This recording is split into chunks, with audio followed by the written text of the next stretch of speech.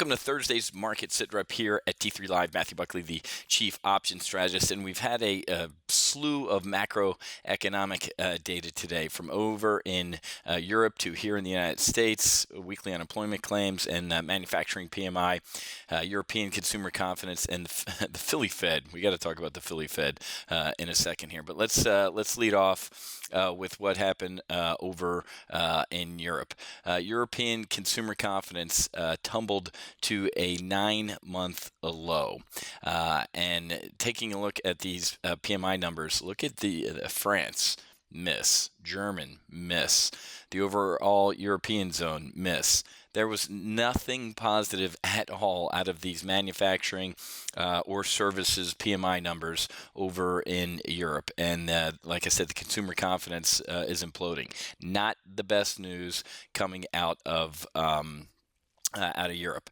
U.S. PMI misses by the most on record and working at the lowest print since January. Okay, that's a 10-month low, completely missing expectations. And then here comes the Philly Fed at 21-year highs. That is a beat by 10 standard deviations.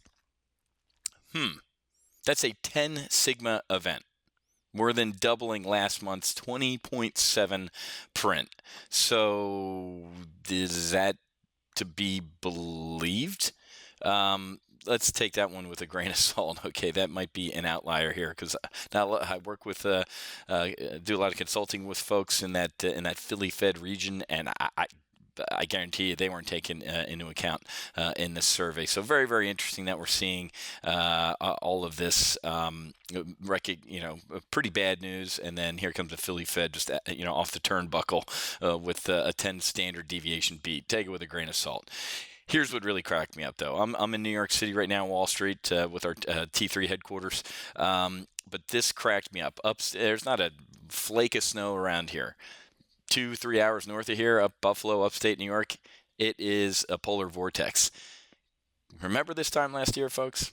It's shocking to me that people on Wall Street and in the financial sector don't realize that there are things called seasons, like the Earth rotates around the sun and seasons occur, and that during the one season that's called winter, it snows. Remember all the apologists last year? Oh, the reason all these first and second quarter GDP numbers and macroeconomic numbers suck is because it snowed a lot. Newsflash, morons, it snows every winter. So here comes somebody from BMO Capital Markets already this morning already pulling in their Q4 GDP number to 2.5% from 2.8%. Wait for it. Due to weak housing starts, okay, and a view that November's activity could get chilled by polar vortex 2. While October was relatively warm, November has been anything but. However, he does not expect the sort of massive hit that GDP suffered in the first quarter of 2014 due to cold weather. Wait for it. Okay? Art Cash, one of the brains up here on Wall Street. The weather is always with us, but our apologist will start blaming the really bad winter here. Apple, loving our Apple bullish double vertical trades here in our model portfolios. I put this trade on Monday morning. It's up $1,500. A bullish double vertical out to January. And if you don't know what a bullish double vertical is a bull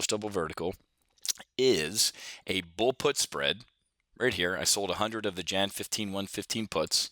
And bought as a hedge, in case I'm a complete moron and Apple implodes to the downside, I bought 100 of the Jan 15, 114.29 puts. As a credit spread, I took some of that credit and I bought a bull call spread. 100 of the Jan 15, 122.86, sold 100 of the Jan 15, 124.29s. And a picture's worth 1,000 words. There's a double vertical.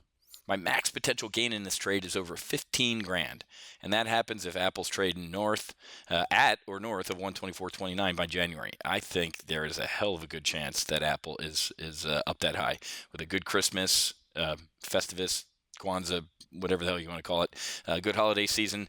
I think that's entirely possible. Risking 6,200 to potentially make $15,000. That's a hell of a risk to reward ratio, and our break even is at 114.91.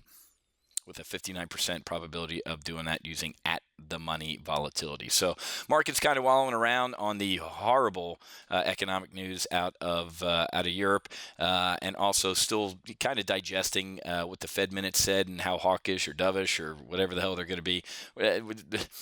It's clear that 6-8 months, however long from now, when the Fed thinks they're going to start raising interest rates, they have no clue how to do it or when. So grab your popcorn. And, of course, our buddy the VIX. Let's take a look at our fear altimeter and see what it's doing middle of the day here post-lunch.